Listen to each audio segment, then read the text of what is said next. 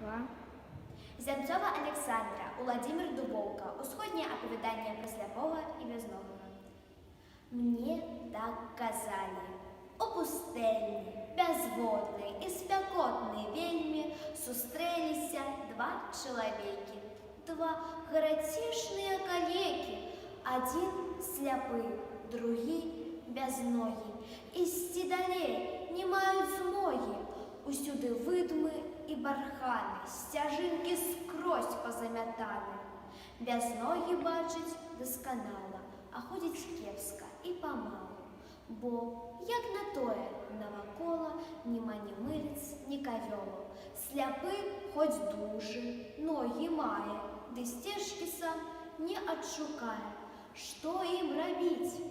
Хто рады дасць ім у гэткім горы і нешчасці? Як адшукаць, з пустэльні выйсці, каб да вады ў аазіс выйсці?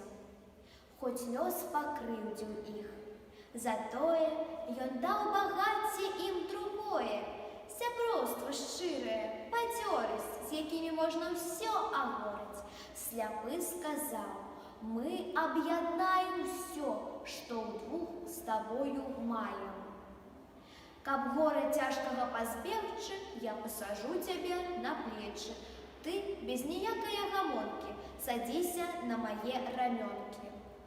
Тваім мы будзем бачыць зрокам, ісці маім мы будзем крокам. І наш гаўрус сяброўскі гэты паможа нам дайсці да мэты. Нялёгка ім было ў паходзе, у такой пакуце і нягодзе.